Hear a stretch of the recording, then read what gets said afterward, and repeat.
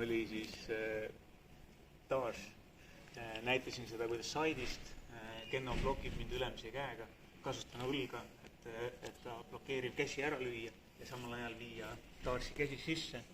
Kui on lühemad käed, maandan selle kõrva tugevasti vastuda külge, et saada hästi sügavalt taarsi käsi sisse ning toon siis teise käe triitsepsi kuklale, millega surun selle taarsi haarde tugevasti kinni. Lõpetamiseks, kui haare on tugev, toon välimise jala puusale lähemale ning teisega astun üle ning kui ma siit nüüd siis survet avaldan ettepoole surudes, siis tekib tal kägistus. Kui juhtub, et ta ei lase seda jalga peale tuua, mis on tavaline, ta püüab selle kinni, siis ei jää mul muud valikut, kui ma pean teistmoodi taarsi lõpetama. Selleks ma lõdvendan natuke seda haaret, mis muidu oli võimalikult kõrgel.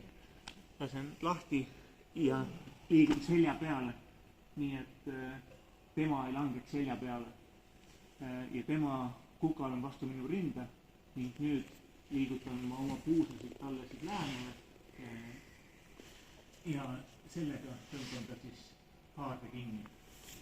Juhul, kui vastane püüab põgeneda turtlisse keerates, et ta keerab turtlisse, on mul võimalik ja haare lõbeneb, on võimalik turtlista võtta Nelsonisse ja viia turtlista uuesti maha ning mul on taarsi haare uuesti sees ja saan taarsi kätte. Tema eelistatum põgemine on keerata ennast siit kohast sellili niimoodi, et minu haare laguneb ja ta saab sellest taarsi haartest välja. Ja lõpetab Kimuraga, sest kaaslaseks oli